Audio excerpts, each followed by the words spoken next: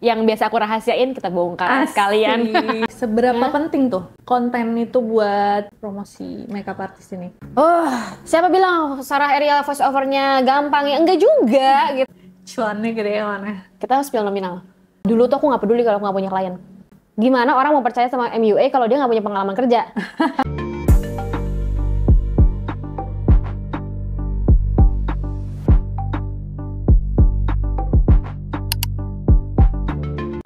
Halo Beauty, selamat datang lagi di channel Glam Talks.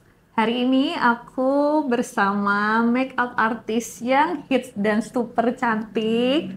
Langsung aja kita kenalan. Hai Kak Sarah. Hai. Apa kabar? Baik. Gimana kabarnya hari ini? Alhamdulillah. Ya alhamdulillah ya, makasih ya udah mengajak aku ya ke dalam konten ini. Makasih banyak udah mau ada di sini di Sama-sama konten aku, loh. channel aku yang masih kecil. Untung ketemunya lewat threads ya, jadi gampang gitu. Karena aku emang dulu kayaknya seru pakai podcast, cuman kalau bikin sendiri takut awkward gitu. Iya. Jadi mumpung ada kakak, sekalian aku numpang. Bener-bener banget. Emang jadi aku bikin podcast ini tuh karena emang aku ngeliat belum ada gitu loh Kak yang sharing-sharing tentang dunia permakeupan gitu. Padahal sebenarnya aku tuh juga butuh gitu. Aku tuh juga butuh itu, kayak belum ada muat-muat tuh yang sharing. Ya sharing paling seputar makeup gitu kan. Iya, benar-benar. Jatuhnya gitu lagi kan. Terus kalau dulu kayak zaman masih COVID tuh, aku sering lihat Kak Sarah tuh kan, sering live yang bahas masa permuaan kan. Tapi itu kayak terjadi cuman pas COVID doang. Ya, jadi kepikirnya begitu udah ada kerjaan, jadi kayak udah nggak kepikir lagi sharing-sharing begitu. Fokusnya ke kerjaan aja. Padahal sebenarnya banyak teman-teman kita, termasuk aku dan para mua yang lain di luar sana, itu tuh sebenarnya butuh pembelajaran itu. Jadi mudah-mudahan video ini tuh bermanfaat buat teman-teman di luar sana, terutama para makeup artist. Amin. Ya aku juga sharing sebenarnya. Aku kalau ngerasa tuh karir aku juga sebenarnya masih kayak anak bayi ya dibandingin yang senior. Karena kita mungkin kalau nggak senior tuh literally udah senior yang Iya. di atas 10 tahun gitu. Tapi Kak, sebenarnya menurut aku nih, makeup artist yang misalkan kayak followersnya aja tuh masih ribuan, masih 2-3 tahun gitu, mereka itu tuh juga sebenarnya banyak yang punya pengalaman yang luar biasa loh menurut aku. Jadi kita juga bisa belajar tuh dari pengalaman mereka, walaupun mereka itu masih baru-baru, tapi mereka usianya belum lama, tapi pengalaman bisa aku ini banyak ya. banget nemuin makeup artist yang gitu, yang pengalamannya itu ternyata udah wow banget gitu. Jadi anggap kita tidak pandang usia lah ya. Nggak pandang usia, kayak baru terjun, baru mulai, atau followersnya masih sedikit gitu. Jadi maksud aku para makeup artist itu jangan berkecil hati, karena sebenarnya banyak makeup artist yang hebat-hebat, tapi mereka itu belum ditahu aja kali ya. Banyak. Berarti kan nanti Kak Bella sebagai medianya nih ya, mengundang banyak MUA lagi yang mungkin yang belum ketahuan orang bisa diundang juga nih. Buat menginspirasi lebih banyak orang lagi. Gitu guys. Biar gak kaku-kaku banget. Bener-bener. Oke. Agak grogi nih. Agak grogi ya kita berdua ya sebenarnya. Oke, Kak Sarah. Hari ini mau ngobrolin apa nih kita? Hari ini sebenarnya kita ngobrol santai aja sih Kak Sarah. Santai aja lah ya. Kita ngobrol santai. Nah, tapi aku punya beberapa pertanyaan sih sebenarnya. Boleh. Mungkin banyak, cuman nggak bisa ditanyain semua. Oke, silahkan bebas. Hari ini aku kayaknya ya versi unfilter kali ya. Bener-bener kalau misalnya ada yang biasa aku rahasiain, kita bongkar sekalian. Oke. Asik. Nah, pertanyaan pertama nih ya. Pertanyaan banyak orang sih pasti. Gimana awal mula terjun di dunia makeup? Awalnya tuh Kak Sarah itu apa? Ngapain? Apa Kak Sarah sebenarnya awalnya dulu itu pekerja kantoran, terus tahu-tahu jadi mua, atau gimana nih awalnya, gimana terjun di dunia makeup ini? Oke, jadi storytelling sedikit ya guys.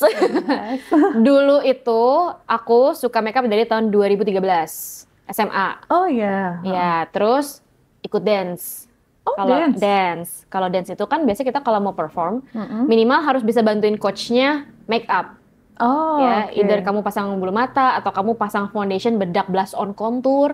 Jadi ntar mereka pakai yang eyeshadow yang warna-warninya aja. Nah, long story short, karena aku jadi harus belajar makeup, mulai collecting produk kan. Pas kuliah, karena aku udah lulus dari si sekolahnya, yang adik kelas aku minta aku yang dandanin. Jadi kayak Kak Sarah, kalau kita yang mau perform, kita boleh nggak ya bayar ke Kak Sarah gitu? Oh gitu. Iya, jadi kan aku kayak hajar gitu. Waktu itu kayak anak sekolah jadi tuh. Jadi sebenarnya peluang yang datang. Peluang yang datang. Ya? Karena kan mungkin anak sekolah pun mereka juga mau dandan sendiri, repot kalau mereka beli ulang foundationnya gitu kan. Pasti dong. Ya, dulu sih kita pakai Viva sebenarnya ya, tapi ya ternyata jadi cuan juga gitu. Betul. Nah, udah jadi dulu-duluan tuh, jadi makin seneng karena di booking sama adik-adik, makin pengen belanja make up. Begitu pengen belanja make up, jadinya orang jadi taunya, oh yang namanya Sarah tuh dia suka dandan, ya kan, di zaman kuliah nih.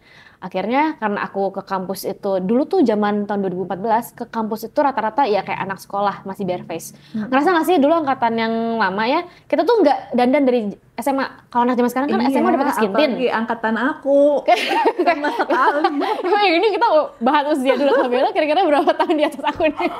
Atau kita barengan? Ada rahasia ya, jangan dipublish dulu. Kira-kira coba tebak. Coba tebak ya, boleh ya. Nah, coba Kak Sarah tahun berapa? Kelahiran tahun berapa? Aku 96. 96? Ya, beda tipis lah. Tipis. 91. Iya masih muda, kita masih deket-deket lah, masih 90-an. Aduh, tapi ya kalau Kak Bella inget mungkin generasi dulu boro-boro kita dandan kan. Ke kuliah tuh nggak mungkin dandan. Masih kayak anak kecil gitu. Ke kampus aja nggak pakai lipstik, cuman kayak aku doang yang pakai lipstik, teman-teman pakai lipstik eyeliner gitu. Iya, teman-teman kita pakai lipstik gitu, nggak ada yang ngalis, nggak ada yang foundation. Nah, jadi di zaman tahun 2014 aku ke kampus langsung full face foundation, eyeliner. Oh iya. Eyeliner, alis, lipstick, blush, contour gitu kan. Jadi bahan perguncangan. Bahan, tentunya bahan. Tapi karena aku ngerasa aku cantik, aku cek aja. Terus temen aku bilang, karena kakaknya dia tuh udah yang mau lulus, Sar, lu tuh bisa dandan ya? Bisa? Jadi, tolong riasin kakak gue boleh nggak buat wisuda? Boleh sih, mau gitu kan. Hari berapa, tanggal berapa? Ya udah. Gasnya berapa? Misalnya dia nanya rata-rata berapa sih? Aku cuma ingat harga salon tuh kurang lebih make up tuh 150 kan. Make up tuh udah. Jadi sebenarnya dari tahun 2014 semester pertama aku udah suka nerimain job kalau ada yang sounding mulut ke mulut. Tapi memang waktu itu nggak pakai media sosial yang dipajang lah. Masih otodidak juga. Nah udah gitu aku menemukan kesenangan nge-review produk ke customer langsung. Oh iya. Dulu tuh jadi emang dari dulu tuh emang udah seneng. Iya, jadi kalau dulu gara-gara orang-orang kampus itu ngeliat aku dandan, akhirnya mereka nanya, gue kalau pakai kayak gitu pakai warna apa ya bagusnya ya gitu kan. Terus misalnya dulu ada Oriflame. Aku dulu ikut member Oriflame. Harus bisa jualan dong. Jadi kayak, lu pakai concealer aja, meskipun concealer Oriflame waktu itu warnanya kuning banget, tapi aku tetap harus jual ya kan. Nah, udah sering-sering rekomendasi blush, rekomendasi make up, rekomendasi cara mereka milih lipstick. Dari dulu emang aku jadi udah obses banget sama milih-milihin warna untuk orang-orang. Oh gitu, jadi udah sedari dulu Kak Sarah tuh sama warna itu. Sama warna itu. Oke. Long story short, relate banget ya. Aku ngelihat Kak Sarah ini make upnya emang dia itu warna itu dia detail banget, di-personalize banget gitu ya. Karena kan kalau misalnya mereka ngeliat itu kok di kamu bagus gitu. Nah mungkin kalau kita beda skin tone, takutnya lipstick aku tuh kurang cocok buat orang lain. Jadi aku akan berusaha nyariin yang cocok buat mereka tuh apa. Kadang-kadang kayak ada orang bilang, Sar, gue tuh pengen belanja ya produk, tapi satu set buat pemula. Gue harus beli apa ya? Itu aku bener-bener bisa ngelis. Misalnya kamu beli foundationnya wadah eksklusif yang botol kaca dulu, shade-nya yang nomor 4, bedaknya dari Emina gitu kan. Jadi kayak bikin satu rangkaian paketnya gitu. Oh gitu. Iya. Keren banget loh. Aku ada kalau misalnya tanyain orang, aku pengen beli ini apa ya? Aku kayak bingung mikir dulu. Yang mana apa ya? Apa ya? Emang dari dulu emang motifnya dagang kayak aku tuh ya. Nah terus waktu lulus kuliah, kan udah sambil sounding ini kan makeup ya. Di satu sisi aku bingung, aku tuh D3 Kak. D3 apa tuh? Perawat hewan, suster. Oh iya. Maunya jadi dokter hewan. Tapi itu mungkin untuk another topik kali ya, takutnya kepanjangan. Karena aku nggak masuk S1, aku masuk D3 dengan ekspektasi aku bisa extend. Ternyata nggak bisa extend kalau dokter hewan, kayak dokter manusia lah. Akhirnya sama orang tua aku bilang, kamu mau kuliah lagi atau enggak? Terus aku mikir, kalau aku kuliah lagi, aku kuliah dari semester 1. Nggak mau. Jadi, ngulang lagi. Tapi kalau kerja pakai gelar diploma itu, in my personal opinion gitu ya, kayaknya kok prospeknya kurang menjanjikan. Gajinya mentok-mentok UMR atau bahkan di bawah UMR. Dari kerjaan susah ya kayak. Jadi kalau nggak ada ordal ya. Iya, let's be honest aja lah gitu. Emang susah nyari kerjaan itu. Terus aku mikir, dengan dunia aku yang make up, kalau gaji aku di bawah UMR, gue belanja make up Sephora-nya kapan?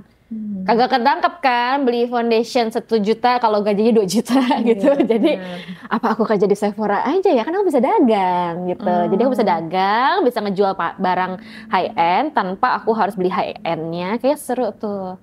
Karena dulu panutan kita tuh YouTuber Amerika yang misalnya kayak Jaclyn Hill, kerjanya di MAC kan. Jeffree Star kerjanya di MAC. Jadi kayak kalau orang sono tuh sebelum jadi YouTuber dia jadi pekerja Mac dulu. Jadi mereka punya freebies Mac-nya yang dijadiin konten. Oh itu caranya ya. Pengenlah jadi SPG di Sephora. Tapi aku sadar alis aku masih mencong sebelah, Kak. Masih otodidak ya kan kita. Oh kalau di sana dites ya, kalau masuk harus bisa make up gitu, apa gimana? Aku asumsiin harus bisa make up. Oh gitu, jadi mengasumsiin sendiri. Karena aku mikir gini, gue mau masuk ke Sephora. Apa yang bikin gue harus bisa diterima Sephora gitu kan? Mikirnya waktu itu kayak, kalau makeup kita bagus, skillnya bagus, mungkin bisa jadi advisor yang beneran langsung tersaing, bisa nyaingin yang lain, kandidat yang lain. Nah aku ngomong ke orang tua aku sebenarnya pengen jadi makeup artist. Tapi aku akan kerja dulu. Tahun 2017 akhirnya. Karena dari lulus si diploma itu ya, tahun 2017 September aku bilang, aku sebenarnya ingin jadi makeup artist, tapi aku butuh skill makeupnya. Jadi sepertinya aku akan kerja, nabung mungkin setahun, aku mau kursus di tempat yang aku ngerasa ini bagus buat kursus.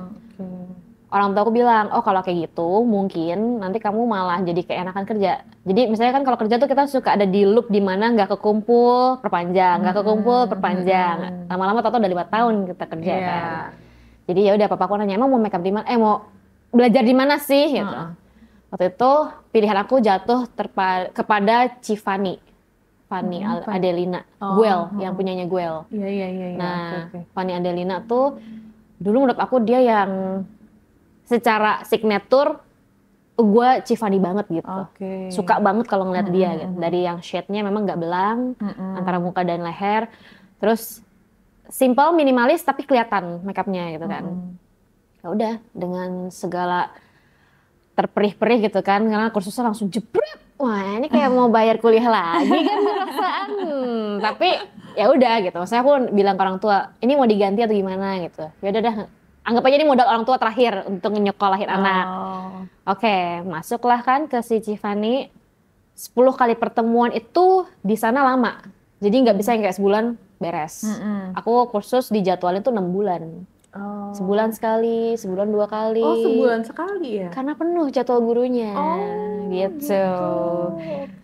Sertifikat belum ada, aku bingung kan mau ngelamar kerja. Kalau misalnya ada lowongan kerja dibuka Sephora Advisor, kalau misalnya requirement-nya adalah berpendidikan di makeup, aku nggak punya sertifikatnya gitu. Jadi aku ngapain ya? Gue ngapain ya? Akhirnya hasil kursusnya aku upload ke Instagram. Langsung makeup by Ariel. Start from 150.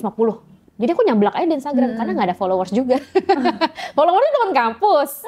Jadi biar kalau orang-orang yang kenal sama aku dan dia pengen dandan dan dia ngeliat harganya langsung murah, dia nggak proses nanya-nanya dulu ya kan. Aja. Karena orang ada yang takut mahal gitu. Kan. Kayak anjir Sarah udah di FA Academy mahal nih makeupnya. Ya udah gas aja dulu tuh 150, 200. Jebret, wisuda IPB.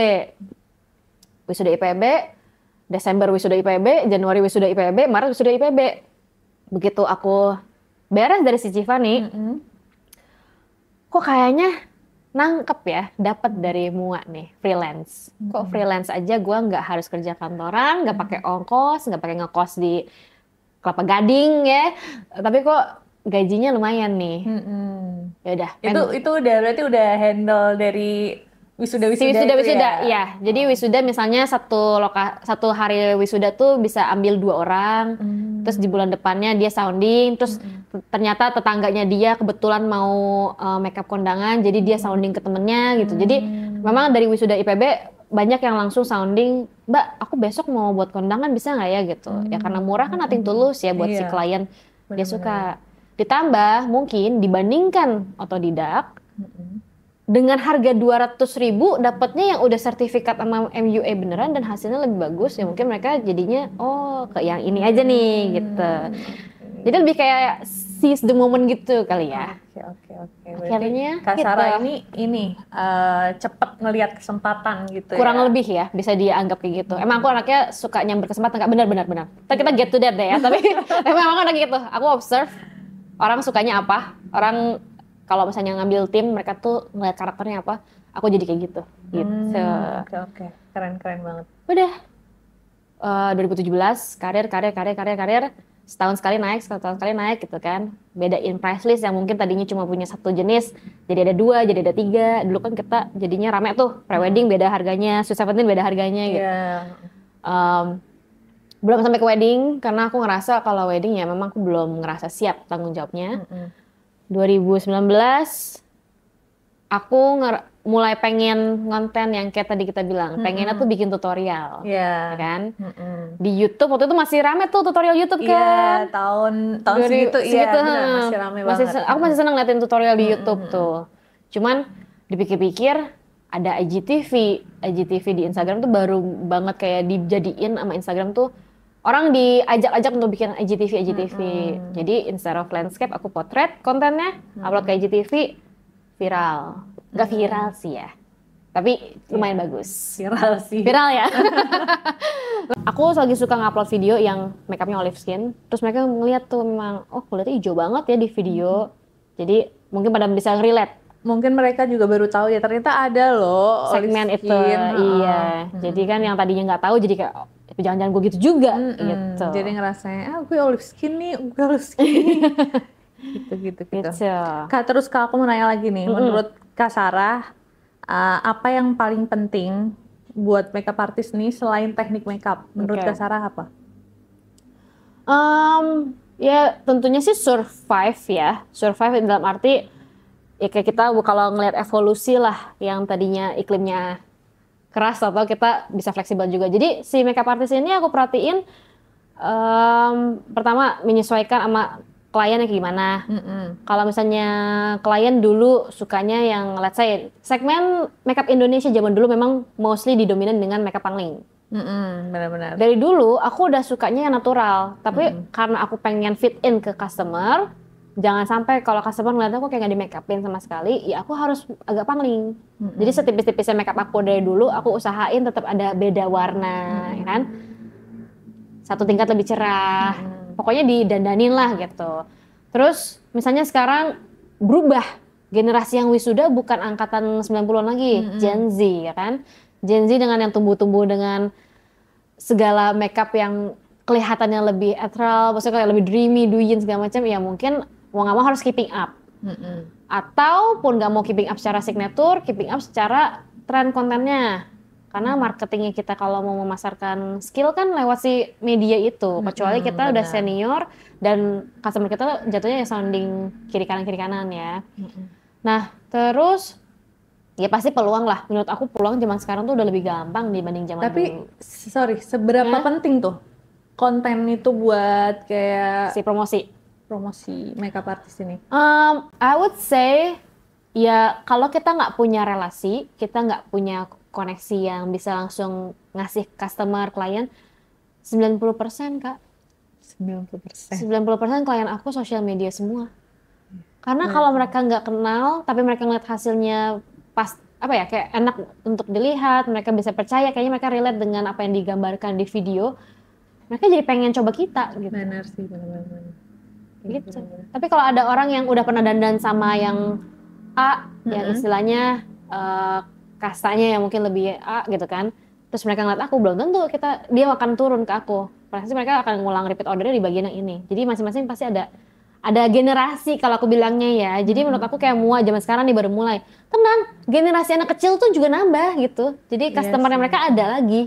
Makanya nggak usah ngerasa takut tersaingin gitu. Tapi Kak Sarah ini tipe yang pokoknya signature aku kayak gini nih. Jangan klien, aku nggak mau nerima klien yang minta request yang tahu-tahu kak aku mau di make upin yang ala-ala Barbie look, Yes, ala-ala Korean look atau gimana gitu, yang nggak sesuai sama preferensinya aku gitu ya. Itu gimana? Yes and no, jadi setengah-setengah lah ya. Kalau kita terlalu strict juga nggak boleh, terlalu loose juga nggak boleh.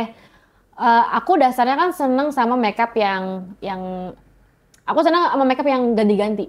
Biasanya kalau aku ngeliat orang ini alisnya bagusnya arch, mendingan di dia arch. Orang satunya innocent, mendingan alisnya lurus, ya kan? Di dia matanya bagus untuk ditambahin cat eye, ya mending kasih cat eye. Jadi aku fleksibel dengan adjustment fitur wajah orang. Yang aku nggak fleksibel kalau memang tekniknya nggak aku pelajarin. Contohnya tadi, aku biasanya looknya ke arah yang kayak Hollywood ya, yang lebih kayak smoky eyes, foxy sama dikasih bulu mata, tau-tau diminta duin. Oh jangan ngotot deh, daripada nanti mata lu ada garis hitam, gua kagak bisa bikinnya, mendingan lu cari makeup yang udah duin gitu. Oke. Jadi kalau memang signaturenya 180 derajat berbeda, aku akan bilang aku nggak sanggup. Bukan buat apa-apa, nanti kamu kecewa aku dandanin salah gitu kan. Oke, berarti Kak Sarah tuh agak lebih fleksibel juga ya, nggak yang terlalu template kan, karena ada banyak mua-mua tuh yang template yang ya udah pokoknya gini sama, semua orang alisnya sama, semua orang bibirnya sama, kode bulu mata selalu sama, kan, benar. Berarti lebih fleksibel ya. Nah, aku senang di bagian flexibility itunya sih gitu. Oke. Nah, terus Kak, soal konten tadi. Oke. Kita masuk ke konten nih guys. Kita masuk bahas konten nih. Kan kita semua tahu nih, yang tahu Kak Sarah ini pasti tahu Kak Sarah dari konten kan ya. Iyalah ya. Taunya dari konten, karena Kak Sarah ini keren-keren banget sih kontennya Kak Sarah itu, beneran. Dan aku salut banget sama Kak Sarah, karena Kak Sarah itu konsisten banget. Kontennya konsisten, rajin konten, dan kontennya itu keren-keren. Itu gimana Kak caranya Kak Sarah bisa kayak gitu? Awalnya tuh apa emang Kak Sarah tuh emang udah suka ngonten, apa Kak Sarah gue harus ngonten nih, kayak mengharuskan diri kayak gue harus konsisten ngonten gitu? Kalau dibilang caranya gimana, aku sih karena dulu sukanya nonton review, tapi aku suka nonton review orang yang benar-benar detail. Nah jadi dulu aku nonton Jaclyn Hill. Jaclyn Hill itu kalau ngajar ya, bisa jadi nggak ada hubungan sama produk, atau dia bilang produk ini salah dipakai di gue karena gue begini gitu. Misalnya dengan tipe kulitnya begini, produknya gini. Aku ngerasa itu lebih enak belajar makeup kayak gitu. Benar. Dibandingkan aku datang ke gurunya pakai, terus dia tunjukin produknya. Benar. Dan kadang guru itu dia nggak tahu ini fungsinya apa, kenapa harus pakai ini, pokoknya gue pakai aja gitu kan. Jangan banyak nanya deh, bukan itu. Iya. Gitu. Bahkan ada aku pernah ikut kelas salah satu mua yang dia itu tanya, Kak kenapa harus pakai ini, kok kalau aku pakai ini kenapa jadi kayak gini. Dia nggak bisa ngejelasin alasannya. Yes. Jadi dia itu nggak ngerti ini produk itu kegunaannya efeknya apa kalau di kulit yang gini gimana. Yes. Nah gitu. Berarti Kak Sarah tipe yang kayak harus dibedah dulu biar tahu ya, benar-benar gitu. Sama ya kan, sama kan, biar lebih enak kita tahu.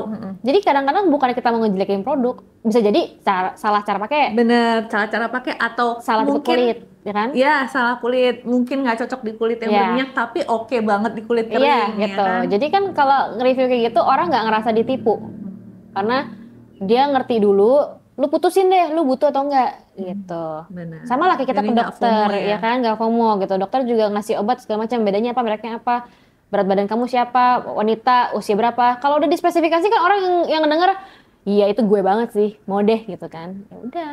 Nah, jarang yang aku temukan di Indonesia waktu itu. Jadilah mulai dengan yang tadi ya, karena punyanya modal di lokal brand dengan brand yang murah. Bait-nya adalah gimana caranya ngekoneksiin belajar makeup detail dengan brand murah. Yaitu aku bilang, kalau kamu pengen makeupnya awet, sebenarnya bukannya harus pakai high end, tapi kamu harus mengurangi apa? Apakah pemakaian oil di muka kamu harus diminimalisir? Apakah bedak yang dibanyakin? Nah, contohnya kamu bisa pakai ini gitu. Udah kan, begitu sudah. Jadinya kan secara nggak langsung cara konten aku tuh beda sama yang yang umum ya. Kalau orang mungkin tutorial pakai tunjukin produk, Tapi nggak ngejelasin. Kalau aku tuh jelasin. Jadi makanya aku bahkan berani kalau konten orang taunya sebisa mungkin jangan panjang-panjang. Brand itu kan kalau ngasih brief ke kita cuma 40 detik maksimal, 60 detik maksimal. Aku nggak bisa, gue harus 8 menit. Kasih gue limit 8 menit itu karena yang enak untuk kalau ngajar kalimatnya tuh nggak diburu-buru gitu kan. Ada bridgingnya. Napas dulu dong orang kalau ngedengar juga. Nah, karena di situ masih bagus buat insight. Dan di situ ujung-ujungnya kalau kakak kan nanya ya, kok bisa sih konsisten? Aku butuh duit kak. Kak, tapi kadang butuh duit juga. Kayak masih ada kayak rasa males gitu loh. Apa ya? Aku nanya dulu nih, awal Kak Sarah konten nih, apakah Sarah udah punya ruangan yang khusus buat konten atau belum? Belum. Jadi kayak ini kan audiens belum bisa lihat ruangan ini ya, tapi kalau Kak Bella lihat kan ini ruangan setengah ya. Ruangannya ada pilar di tengah, setengah. Dulu aku cuma punya meja ini, si meja makan dan meja yang panjang ini. Kan? Aku pakai cahaya matahari. Jadi modelnya aku suruh duduk di bangku meja makan. Nggak ada lighting? Nggak punya. Oh iya. Aku punya sih ring light, tapi menurut aku ring light di kamera jadi aneh. Kayak warnanya kadang nggak jelas, bawah mata jadi abu-abu. Kayak terlalu mengkilat, tapi aku nggak ngerti kamera juga adjustnya. Aku pakai cahaya matahari, aku buka. Mejanya aku deketin ke sini. Terus aku lihat kan, jadi ngonten ya jam-jam 9, jam 10 aku udah mulai start recording gitu. Terus edit kan, apa ya istilahnya kita belajar bener-bener dari level yang paling gampang dulu lah. Ya, jangan langsung transisi itu draining mungkin kalau kita pengen lip sync, take-nya berkali-kali. Ketika kita berusaha maksain lakuin sesuatu yang effort, tapi ternyata pas di posting gagal, down. Tapi kalau kita mulai dari kecil dulu dan ternyata it's not that bad ya konten kayak gini, nggak susah, ternyata aku bisa ngedit dengan cepet. Katakan kita nge-record footage-nya 40 menit, toh kan yang di-upload paling kayak 2 menit 3 menit. Bener. Ya kan di crop. Kalau nggak mau bisa ngomong, ya pakai sound aja. Dulu aku nggak pakai voiceover, aku pakai instrumen piano. Terus aku pakai teks di video. Terus ternyata orang suka. Jadi kalau dulu aku ngerasa bagusnya itu aku nggak cut pendek-pendek. Durasinya panjang, tapi aku speed 4. Jadi orang bisa ngeliat prosesnya gitu, ketutupan semua gitu kan. Kalau sekarang kan justru kebalik, di cut terlalu singkat. Ya udah. Jadi mulai dari kayak gitu, terus nggak lama kataku kasih voice over kali ya. Siapa bilang Sarah Ariel voice overnya gampang ya? Enggak juga gitu. Ya sebenarnya nggak segampang yang terlihat itu. Ya. Itu Kak, kita kan kalau ngomong lancar ya. Once you press record kan langsung bingung belibet. Iya belibet gitu kan. Atau belum 3, 2, hai semua, belum satu, ulang lagi. Jadi itu bisa take-nya berkali-kali ya. Dan rumahku rame ya, rumah aku kan kalau misalnya nyetel TV ya kedengeran sampai ke kamar, atau misalnya kalau lagi masak ya kedengeran suara di dapur.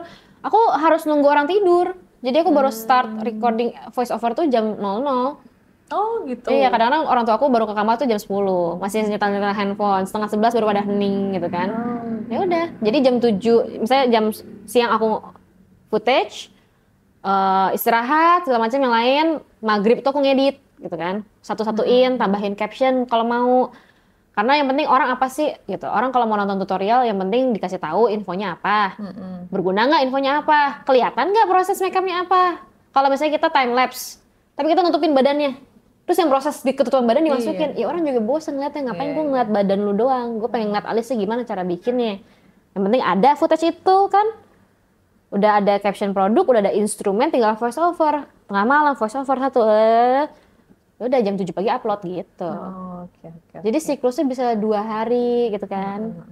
Jadi kalau mau mulai konten, buat yang awal-awal mau mulai konten nih, berarti harus mulai dari yang mudah dulu. Sabar. Ya. Yang mudah aja dulu, yang menurut kalian pas lah di kalian kayak adanya cahaya matahari, pakai aja dulu yang ada gitu ya. Benar-benar. Jangan kayak nggak punya lighting, itu tuh menghalangi buat kita bikin konten. Betul. Karena jadi gini, ngelihatnya orang standarnya gitu, langsung maunya kayak gitu. Iya, maunya kayak gitu. Itu draining banget. Bener-bener. Ya. Sebenarnya iya sih, itu yang jadi masalah. Kita malas bikin konten sih. Iya. Jatuhnya kayak secara mental, gue kayak nggak mau gitu, males Kayak itu terjadi di aku juga deh. Gitu ya. Ujung-ujungnya karena jadi ngerasa nggak worth it, karena effortnya kegedean. Gitu lah. Siapa yang mau buang effort gede-gede tapi nggak ada hasilnya terus kan? Benar. Jadi hargai proses aja sih kayaknya. Tapi berarti sekarang Kak Sarah lebih banyak konten apa lebih banyak ke makeup nih? Kalau boleh dibilang sejak tahun 2021 tuh banyaknya konten sih ya. Dulu klien aku malah sepi Kak. Oh iya? Klien tuh sepi. Nah jadi klien tuh bisa dibilang kayak sebulan 2-3 itu ada gitu. Jadi mau nggak mau kan waktu spare-nya buat konten. Nah terus lama-lama pas aku sibuk sama klien, kontennya nggak bisa on model. Klien yang aku record. Jadi kayak tetap bisa memaksimalkan harus konten tapi ya udah nggak usah 2 kali make up gitu kan. Terus kalau sekarang jatuhnya misalnya ya it depends on brandnya. Aku tuh sekarang jarang banget konten kalau bukan karena brand deal. Jadi kalau brand mau masuk, let's say brand Skintific, Kak TikTok 2 Maret. Terus kata kita tanggal berapa posting? Tanggal 8 sama tanggal 22. Lihat waktu timelinenya, bisa nggak filming, bisa nggak ngedit. Kalau aku mepet, aku tolak. Kalau masuk, kita masukin. Nah jadi kalau dibilang banyakan konten atau banyakan yang make up, kalau bulan ini lagi banyakan konten ya konten gitu. Kalau misalnya bulan itu lagi banyakan make up, aku nggak terima konten gitu. Oh gitu. Jadi kayaknya konten tuh menyesuaikan klien. Kalau klien yang rame aku tolak. Oke. Gitu. Tapi lebih Kak Sarah lebih seneng yang mana nih? Lebih enjoy sama enjoy-nya make upin klien atau enjoy bikin konten? Jujur ya Kak, konten. Jujur konten banget. Ya? Jadi dulu tuh aku nggak peduli kalau aku nggak punya klien. Karena duit aku dari konten. Nah, cuman gimana orang mau percaya sama MUA kalau dia nggak punya pengalaman kerja? Jadi aku harus berubah. Kata aku, gue harus cari klien gue nggak bisa kayak gini. Yaudah gue nyari klien kan. Begitu cari klien, ternyata kliennya malah cocok dan repeat order dan segala macamnya kecukupin.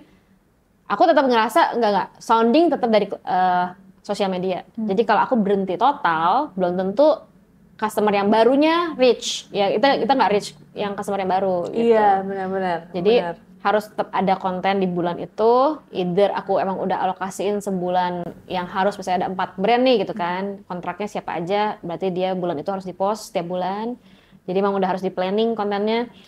Atau itu tag-nya di model, di customer langsung. Tapi rata-rata konten kayak sebulan berapa kali? Kayak Kak Sarah ada ini nggak kayak aku harus upload foto atau video setiap hari? Atau seminggu berapa gimana? Kalau kewajiban aku nggak gini, kalau aku menargetkan diri sendiri tidak ada karena itu kuotanya udah terpenuhi sama si brand. Jadi istilah gini, contoh ya, aku tuh ada kontrak yang sekarang, misalnya Masami, Hakuhara, Muak, sama itu dulu 3 deh. Nah, let's say masing-masing SOW-nya sebulan 2 reels. Nah, jadi kan berarti udah dalam sebulan aja aku harus 6. Nah, direncanain misalnya 6, ini kapan aja nih timingnya, misalnya minggu pertama 2, minggu kedua 2 gitu kan, minggu ketiga udah yang 2 lagi. Nah kan saatnya kita memanage siapa yang bisa digabung, siapa yang nggak boleh digabung. Kalau misalnya Studio Tropik mau masukin foundation, Muak keluar foundation, nggak mungkin aku konten di hari yang sama, produknya sama, ya kan, nggak mungkin kita sebelah-sebelah. Jadi gabungin nih, misalnya skin prep-nya brand A, foundationnya brand B, eyeshadow-nya brand C, lu satu model. Berarti aku harus shoot konten 1 orang. Tapi kalau dalam bulan itu aku temukan nggak bisa match-matchnya 4 konten gitu kan. Kayak, wah si brand ini mau masuk eyeliner juga. Wah ini eyeliner juga. Wah berarti eyeliner aja harus syuting 4 kali. Ya udah, dalam bulan itu mau nggak mau aku harus filming 4 kali. Jadi jatuhnya kayak sekarang udah bukan target. Job desk. Kayak udah kewajiban dikerjain. Iya. Nah, tapi buat yang belum ada job desk itu akan sangat bagus kalau kalian pura-pura ada job desk-nya gitu. Oh gitu ya. Jadi kita mau menyuruh kita sendiri, job desk lu tuh setiap bulan harus ada 4 reels, seminggu 1 gitu. Samain reels sama TikTok misalnya gitu kan. Karena mungkin konten creator yang di bawah target itu bukan langsung brand deal, tapi portofolio konten gitu. Kan kayak sekarang misalnya kakak ikut yang button scarf ya, yang glam squad ya, yang Maaf, Instagram Shop. Nah itu kan sebulannya ada target kan, berapa reels dan berapa itu, ya anggapnya itu job desk kita gitu. Jadi mau nggak mau, kalau udah ada job desk bagus karena itu jadi wajib gitu. Gitu. Terus Kak, yang menarik nih aku pengen nanya, boleh nggak ini di spill nih? Apa tuh? Boleh. Aku udah janji hari ini ada rahasia-rahasia. Asik, gak ada rahasia loh. Antara job make up sama job konten. Yes. Gede mana? Cuannya gede mana? Kita harus spill nominal. Bebas sih. Okay. Bebas sih. Ya tentunya sih brand yang lebih gede. Jadi brand itu lebih bisa menghargai karena mereka dunia marketing. Marketing itu sudah use dengan rate yang mahal. Let's say targetnya mereka adalah content creator atau influencer ya. Yang satu SOW itu 20-40 juta. Ngeliat kita yang harganya 2-3 juta itu murah. Kalau kita punya insight yang bagus, ya kan? Benar-benar. Nah, jadi aku sebenarnya nggak mahal-mahal. Menurut aku, kalau aku ngebandingin sama orang lain ya, kayaknya harga gue sih sedang. Misalnya aku bikin on model 2 juta. Mau itu TikTok, mau itu Reels. Karena menurut aku, gue nggak peduli insight-nya gedean mana, karena kerjaannya shooting, edit, voice over. Atau on self, misalnya on self 1,5 juta deh, karena gue nggak usah bayar model. Jadi budget aku untuk model tuh 500 misalnya gitu. Kerjanya sama kan. Terus misalnya si brand A sebulan 2, si brand B sebulan 2 gitu. Ya sebenarnya sih kalau aku dapat klien, ya memang kalau kliennya ada seminggu 2, seminggu 3, ya gedean di klien. Kalau si kontennya dikit, ya kan. Nah, untungnya kalau sekarang aku tuh dikontrak. Jadi kalau jadi dibundling. Misalnya kayak Kak, kita maunya story seminggu beberapa kali. TikToknya 1, Reelsnya 1. Boleh nggak dinego? Misalnya harga satuannya jadi 8 juta, boleh nggak gue nego 6? Boleh. Kalau aku pas lihat timingnya bisa gitu kan. Nggak mengganggu. Misalnya satu brand ada yang kontrakan gitu. Kontraknya 3 juta sebulan. Kontraknya 5 juta atau 6 juta, ya at some point kamu rapel 3 brand sebulan tuh udah segitu gitu kan. Nah cuman kalau yang klien, misalnya dengan harga aku, let's say bersihnya 1 juta per klien, belum tentu aku 10 juta per bulan gitu. Nah terus sekarang pasti banyak yang bingung juga nih Kak, gimana caranya kita bisa masuk ke brand?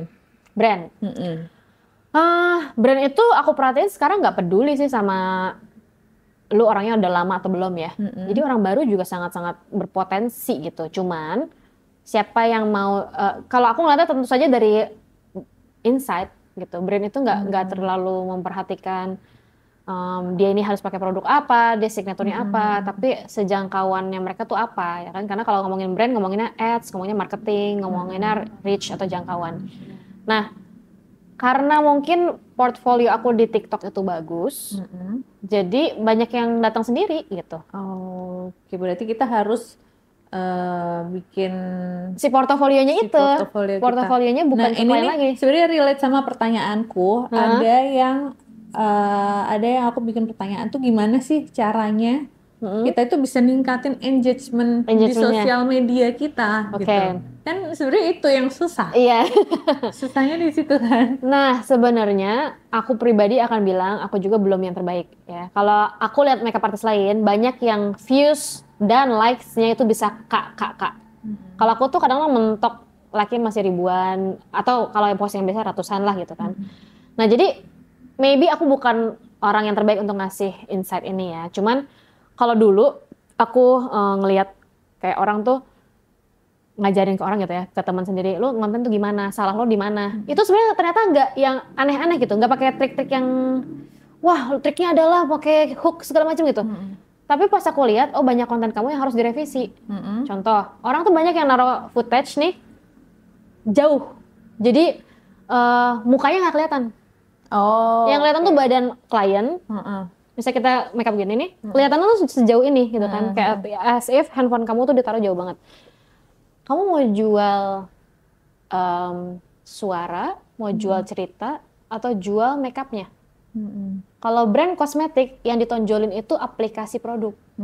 Jadi kalau bisa konten tuh segini, gitu. Satu.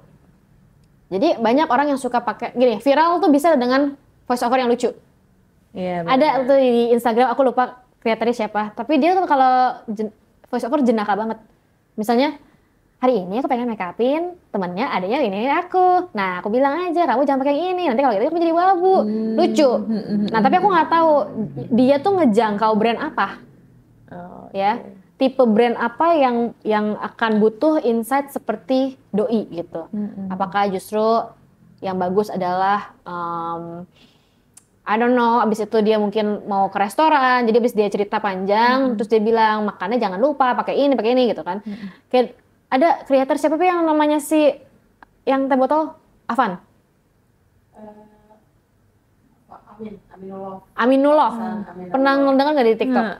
Aminullah tuh kerjaannya kontennya nggak jelas. Dia ngomong yang merepet kak. Jadi anyway, gitu kan, nggak jelas. Tapi yang endorse dia teh botol sosro. Budgetnya gede dong. Iya dong pasti. Ngapain coba? Dia bilang gue mau jajan telur gulung. Tukang telur gulungnya nggak ada. Ya udah kita makan telur gulung yang nggak ada. Jadi tusuk satenya digigit sama dia. Enak. Itu kan menghibur. Terus dia bilang apapun makanannya minumnya teh botol sosro. Nah, brand yang akan reach out tuh kayak gitu. Jadi sebenarnya kan kayak makeup artist nih. Gak wajib kita reach out brand makeup. Tapi kalau memang kita mau fokus di makeup, harus jelas dulu brand makeup tuh butuh di emphasize angle siapa? Angle muka, angle profil muanya, atau angle toolsnya, atau angle story-nya gitu.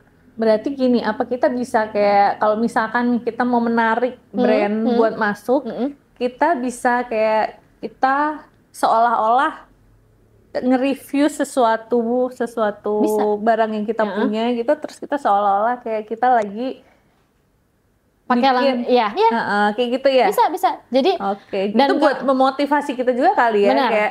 Kayak aku punya ini, aku mau nge-review ini, terus aku bikin kontennya kayak gitu ya. Nah, baru kita akan sampaikan dengan misalnya nih kita kalau belajar di sosial media, trik-trik marketing. Pertama, kamu hook-nya harus bagus. 3 detik pertama itu berpengaruh ya kan. Nah kan hook itu tuh sebenarnya yang cuma ngebait doang. Cuman apakah dia nonton sampai habis, itu tergantung konten kamu beneran bagus atau enggak. Nah most of the time aku kebait. Aku tuh tipe yang masih suka merhatiin konten orang lain ya. Aku nontonin. Misalnya ternyata dia lucu. Apa yang bisa dijual? Ya kan? Kalau misalnya dia lucu-lucuan doang gitu kan, pakai meme atau enggak tren yang lagi lucu-lucu soalnya. Clickbait sih, tapi so what gitu. Atau kalau kita memang serius fokus ke brand, kita lihat nih, brand mana sih yang kayaknya di sosial media muncul terus. Kalau di sosial media muncul terus, berarti dia punya duit buat endorse. Ya. Apakah kita mau review brand, yang pas kita lihat, bahkan nggak ada creator yang review ini. Berarti brand ini nggak punya dana untuk splurging itu. Jadi mau nggak mau, kita harus nge-guide-nya yang berbudget, ya kan? Nah, terus angle-nya. Produk apa aja sih yang best seller dari si produk itu? Contoh, kalau dulu misalnya aku bagusnya di complexion nih. Yang endorse ke aku cushion, yang endorse ke aku bedak, ya kan? Jarang lipstick, karena aku nggak pakai lip swatch. Tapi kalau orang yang lip swatch, akan lip swatch lagi gitu. Gitu. Nah, jadi kita ambil the best angle-nya kita tuh jagonya di mana gitu. Makanya konten jadinya nggak ada dipaksa. Aku kalau nggak bisa transisi dan aku maksa transisi, capek kak. Iya benar. Capek banget. Benar. Berarti aku paham nih. Aku udah paham. Berarti ya? kita kayak harus dapat yang pertama yang bisa, yang kita bisa dan kita suka itu. Jadi kita nggak terpaksa bikin kontennya dan kita enjoy. Oke. Jadi baru masuk ya. Abis itu setelah dibikin, baru tuh kita bisa evaluasi dulu. Salahnya gue di mana sih? Kok gue udah pakai tutorial eyeliner masih nggak viral? Apakah angle kita begini? Kamera di sini angle-nya begini. Ketutupan. Mau nggak mau ya harus diposisiin di sini gitu kan biar kelihatan. Jadi cari, misalnya baru sekali ngonten gagal, salah nggak? Lightingnya salah, posisi angle salah, ulang. Eyeliner lagi, week kedua, angle-nya sama, cahaya lebih bagus, lihat viral nggak? Kalau nggak viral, salahnya di mana lagi? Apakah eyeliner kurang rapih? Ulang sampai rapih gitu. Jadi konten itu tuh berhasilnya satu hal di perfecting. Oke. Jangan langsung transisi, besok maunya jokes, besoknya mau transisi, besok maunya tutorial full, besok lagi maunya voice over. Terlalu cepat kita ngevaluasi diri kita gitu. Oke. Luar biasa. Aku seneng banget. Aku dapat banyak banget pelajaran dari Kak Sahari ini soal konten. Oke. Jadi aku paham. Sebenarnya jujur Kak, aku tuh udah ikut kelas konten itu banyak banget. Tapi aku tetap kayaknya ini masalahnya ada di aku deh. Aku emang males gitu, kayak gitu. Tapi ternyata aku baru tahu nih, ternyata kita harus mulai itu sama apa yang kita suka dan bisa dulu. Betul. Oke. Jadi kalau aku ngeliat videonya yang kan kalau video yang viral sekali ya, yang viral sekali mungkin kalau di makeup itu transisi yang pakai asap, yang merah. Wah, gue nggak bisa Kak. Kalau gue mau maksain kayak gitu, yang ada gue gagal terus kan. Nah makanya dulu ini bisa skalanya dikecilin. Jadi kan kalau tadi kita skalanya jangan transisi tutorial. Tutorial itu speknya juga bisa dirangkum lebih rapat lagi. Contoh, misalnya Kak Bella sukanya nih, atau problem kakak kalau pakai makeup itu apa? Misalnya nggak bisa ngalis, alis rambutnya udah tebel, ya kan? Atau alis misalnya rambutnya kalau dikasih alis lagi jadi kayak ulet bulu, misalnya, contoh ya. Kakak tuh nggak sendiri. Beribu-ribu orang di luar sana juga punya struggle yang alisnya misalnya udah lebat tapi dia nggak bisa ngalis karena kalau ngalis jadi kayak Shinchan. Hooknya di situ. Jadi kayak siapa sih? Apakah di sini yang sama kayak gue kalau ngalis dikit tuh langsung kayak ulet bulu? Oke. Ini gue udah pelajarin ya setelah 7 tahun jadi MUA ternyata emang salah sih kalau digambar bawah sama atas. Nih.